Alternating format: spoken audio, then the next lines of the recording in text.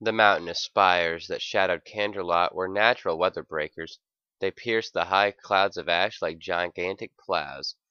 In brief spurts the endless twilight of the sky glanced down in its dull gray glare, but the remaining towers of the crumbled urbanscape blocked even those meager attempts at light, so that the streets were reduced to veritable black chasms.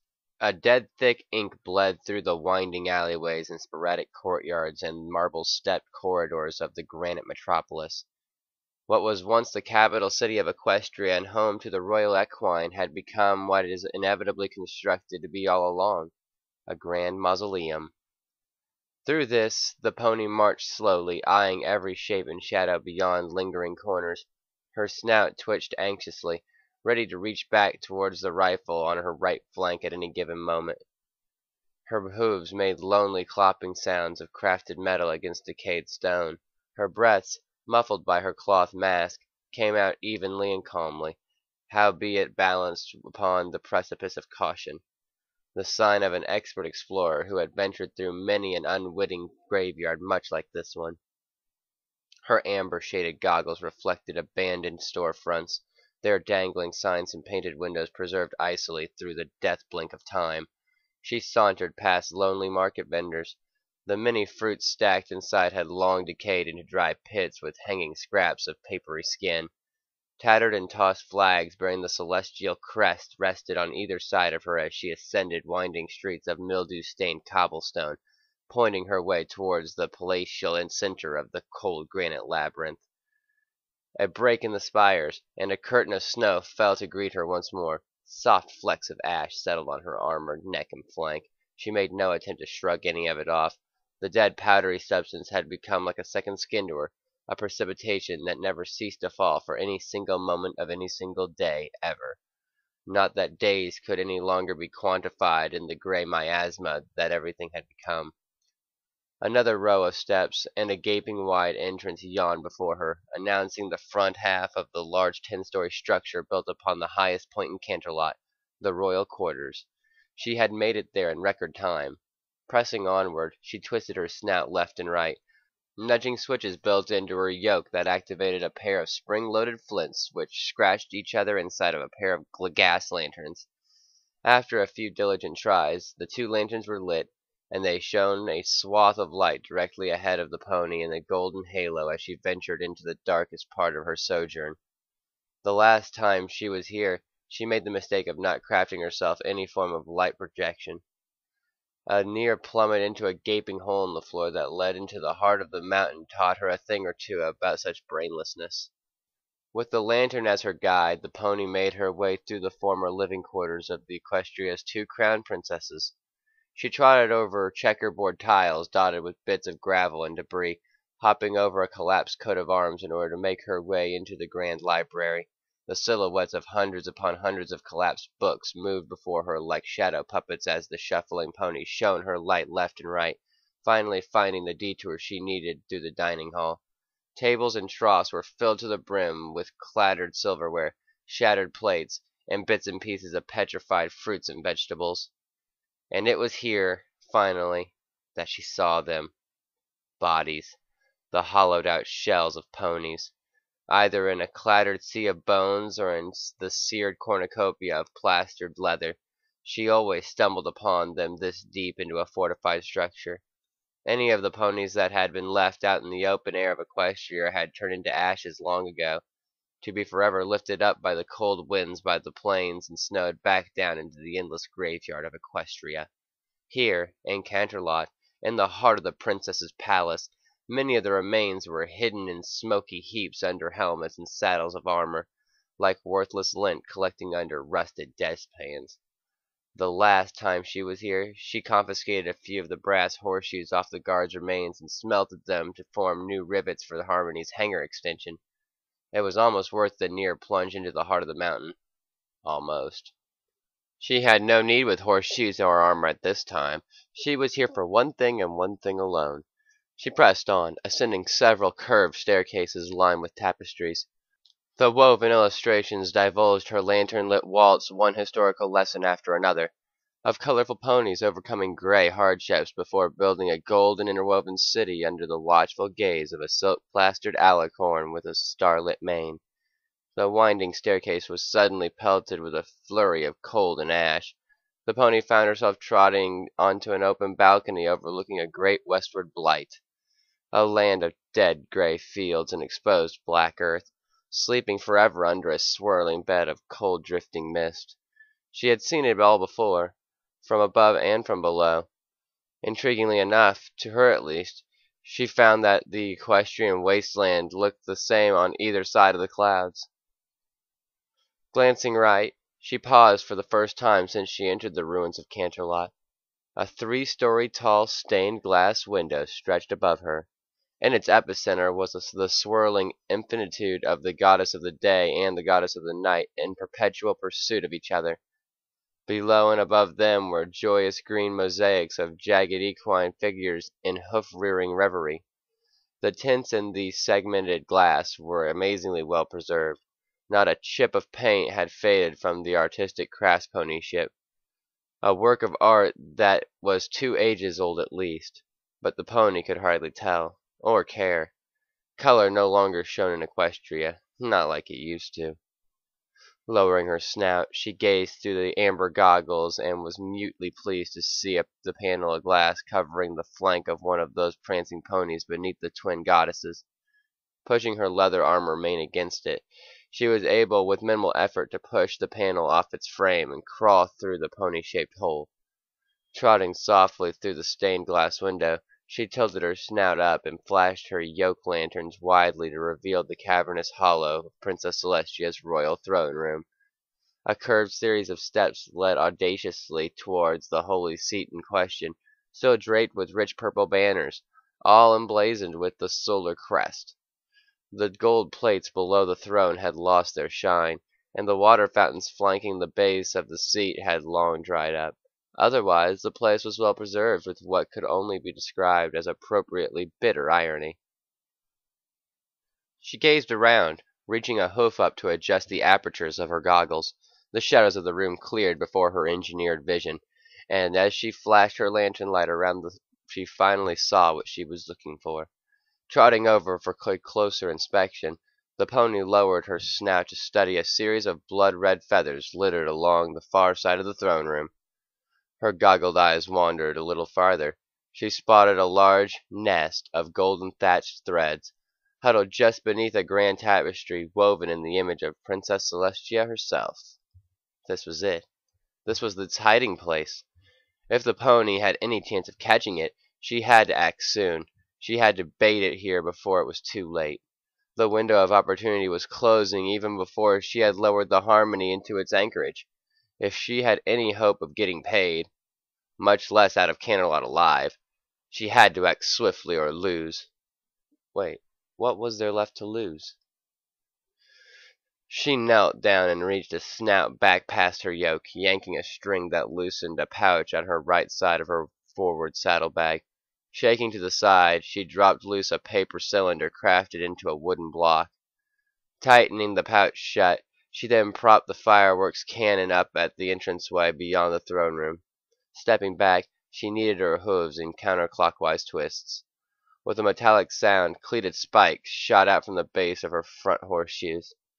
Next, she scraped her cleats until a few sparks flew, which she then used to light the tiny cannon's fuse.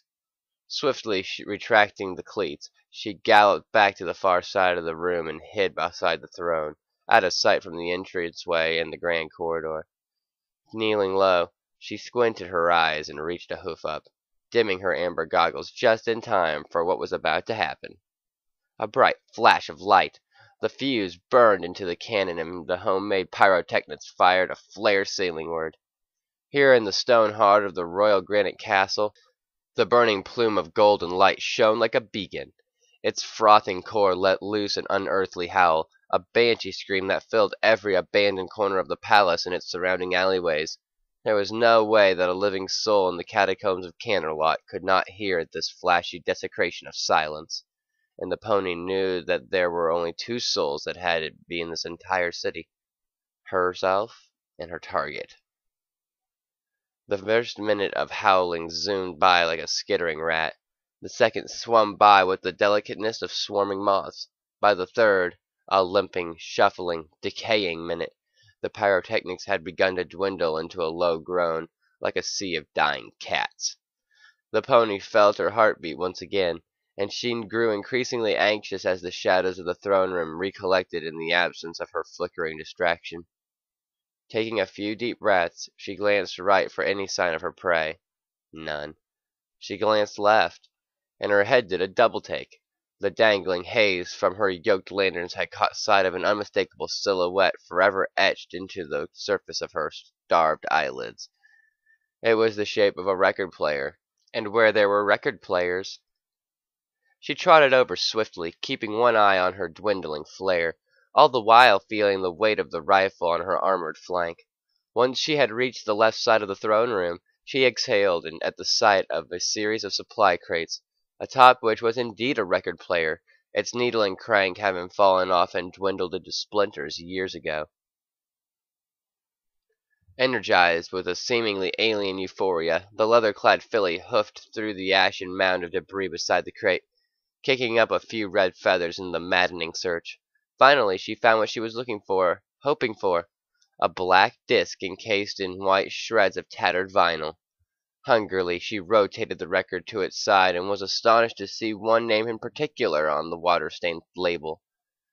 For the first time in immeasurable weeks, a smile graced the last pony's masked lips, or something that skeletonously resembled a smile. Her hairless tail briefly flicked. A thunderous roar. The floor and the granite foundations of the throne room shook. Pebbles and precipitous pits of dust flittered downward from the painted ceiling. She gasped and immediately tossed her snout left and right, shoving tiny knobs in her lanterns and killing their golden glow in a blink.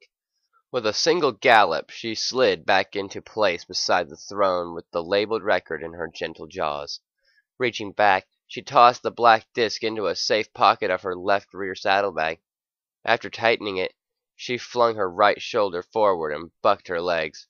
Her rifle was launched in midair like a spring. She hoisted her snout up and grabbed its wooden stock in gnashing teeth and gave it a shake. With a series of a clack-a-clacking noise, the brass cylinder extended and exposed its full chamber. Reaching back in a single breath, the pony unsheathed a magazine full of rune stones and chanted breathily into them. The armband of horns on her right leg flickered, and the stones glowed a bit brighter as she slapped them into place, cocked the rifle, and slid two hoos into a pair of levers welded into the weapons at 90-degree angles with each other. Sliding into the triply dark shadows of the throne room, she squatted beside the golden seat and waited, her goggled gaze locked down the sight of the rifle barrel aimed towards the entranceway beyond the smoldering fireworks. The strange roar cascaded through the stone hallways of the palace once again, rattling the royal seat next to her crouched body. More dust and paint chips fell from the ceiling as the heat of the room increased by several degrees per minute.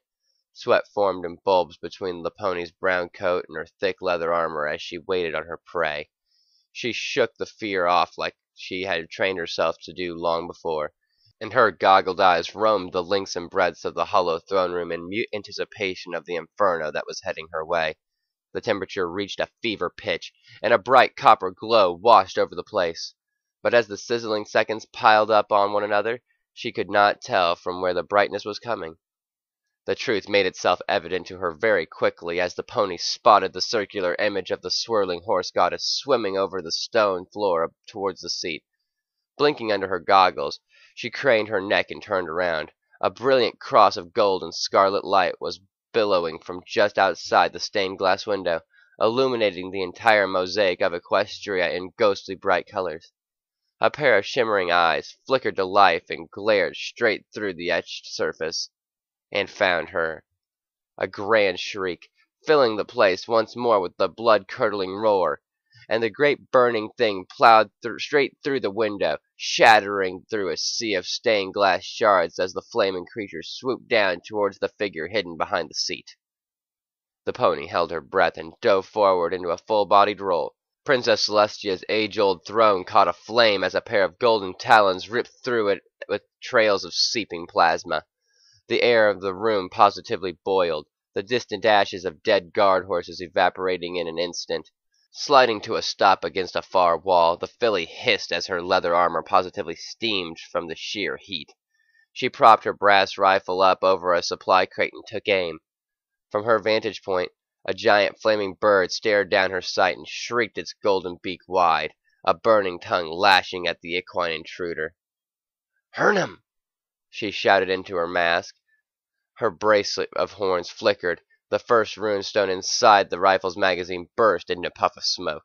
A shot rang out as the mana bullet throttled down the brass barrel of the rifle and soared across the room, finding its way into the Avarian Inferno's chest. Chunks of plasma and plumes of scarlet feathers littered the floor as the thing shrieked and flailed its billowing wings up high, causing the paint on the ceiling to melt and curl. Without a second's hesitation, the pony yanked at both levers of the rifle with alternating hooves, cocking the weapon. It smacked the smoking dead runestone out of its magazine and loaded the next one. "Hurn him!" Another bang. This time the mana bullet screamed its way towards the nape of the fowl's neck. The creature intelligently dodged at the last second, and with a bubbling howl the phoenix dove its way at the rifler. A grunt. The pony scampered and dodged to the side just as the burning creature slammed into the wall behind her. The supply crates burst into flames, spilling sparks and embers all over the mare's rolling body. It wasn't until the pony stumbled back onto four hooves that she realized her mask was on fire. Cursing, she tossed her snout madly left and right until the fabric was successfully flung from her sooted face. With gnashing teeth, she cocked the gun and spun about, only to meet the flaming talon being flung into her chest. Under the dull thunder that followed, she thanked her lucky stars she had packed extra armor. Though her brown coat was slightly singed, the smoldering husk of her chest plate remained intact. She realized this, of course, after the third or fourth bounce off the palace walls. Groaning, she got up and could tell from her dancing shadows that the phoenix was clawing towards her with another strike. With a sharp breath, she flung her rifle once more over her shoulder, sheathing it, and broke into a full gallop in time to narrowly escape the snarling beak strike of the flaming creature, now hot on her hairless tail. The last pony ran, dashed, and scampered down a series of meandering hallways at full speed. She had no need for the lanterns any more, as the bright flare of her pursuing target lit everything hellishly for her. She flung the heavy yoke off and leaped in time to avoid the plume of fire bursting at the top of the winding stairs which the pony rapidly descended, sliding icily down the laminated banister. Reaching the bottom, she dove for the forward flip, slid comically sideways on a loose rug, and regained her hooves in time to avoid the impaling beak of the dive-bombing phoenix scrambling murderously after her.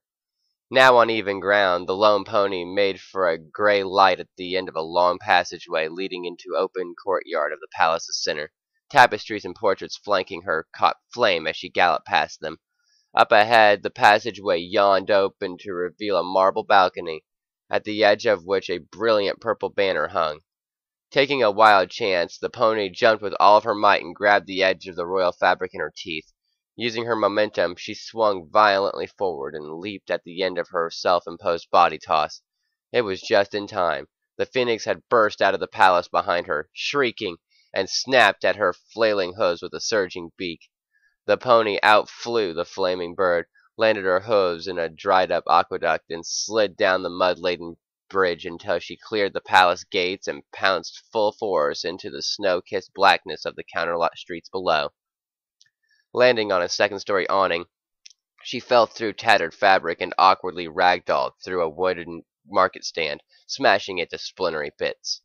After scampering up to her hooves, she prepared to gain some bonus distance, only to gasp at the realization that her left rear saddlebag had flung open in a haphazard landing.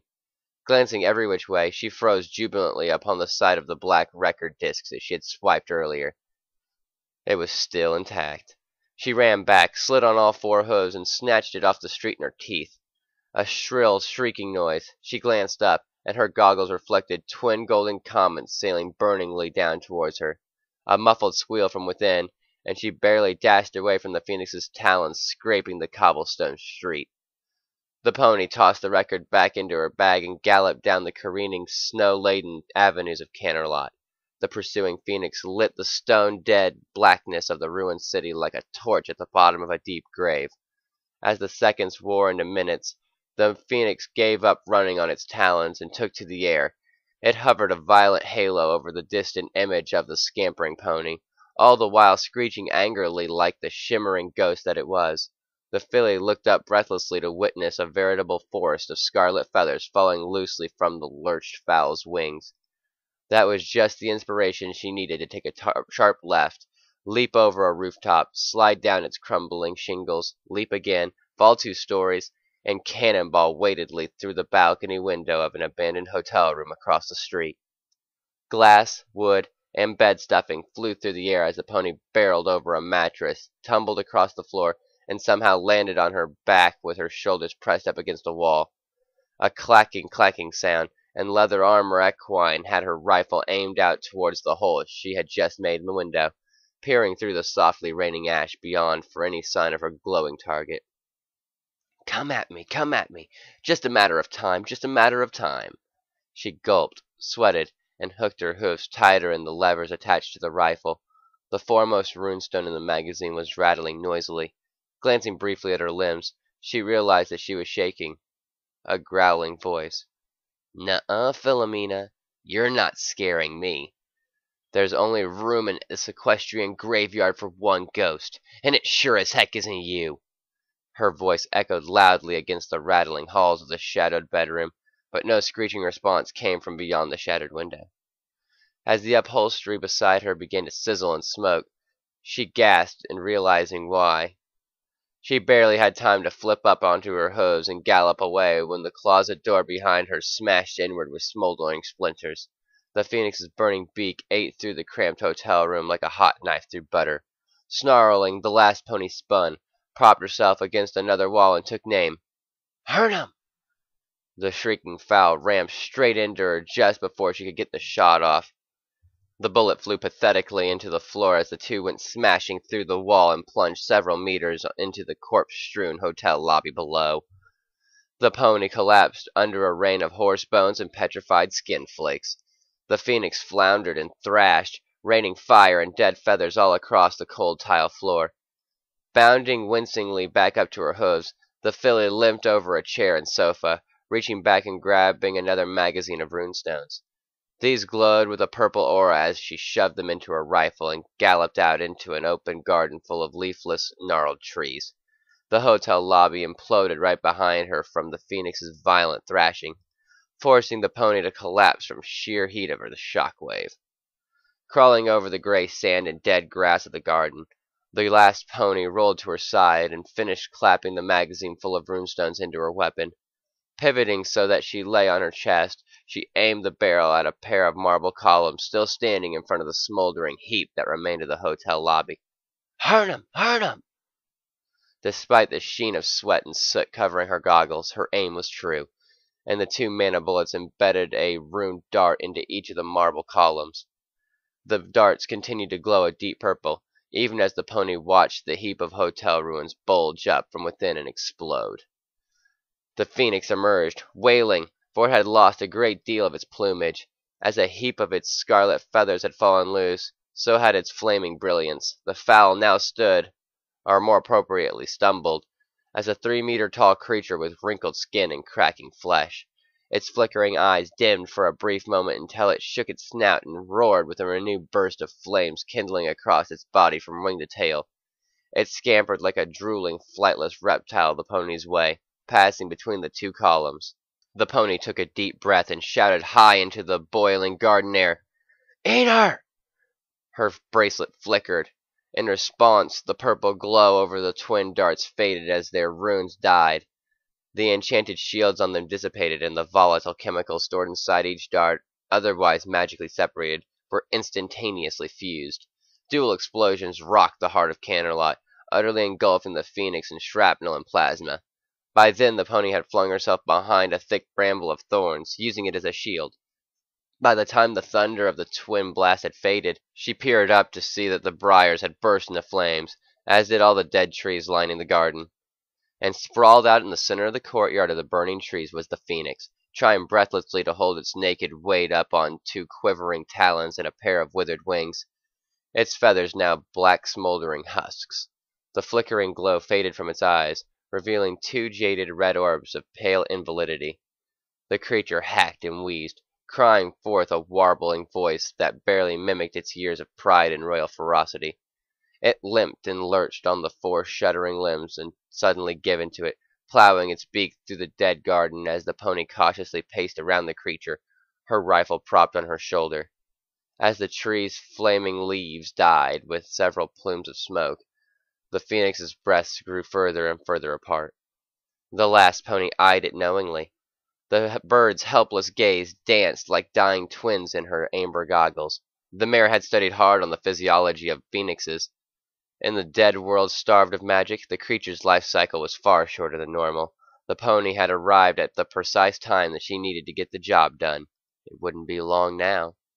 Staring at her, the phoenix managed one last snarl. Its gnarled teeth glowed from underneath and produced a scant of feathers and hot burning plasma. The pony stopped pacing and immediately propped herself against the dead tree, cocking her rifle towards the thing's snout until the Avarian meta beast simply gave up. In a sickly slump, the great bird's eyes closed with finality. One last breath. Just as it exhaled, its body dissipated into a brittle pile of obsidian ashes in the center of the garden. Deafening silence returned ever so softly to the snow-kissed hovel of Canterlot.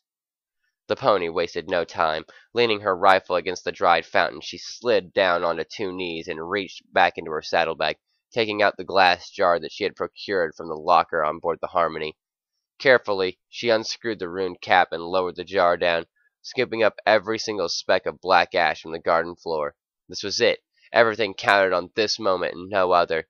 She sweated briefly, but was swiftly done with the task. She slapped the cap back on the jar, lowered her lips within a millimeter of the thing, and softly but succinctly murmured, "Win'em."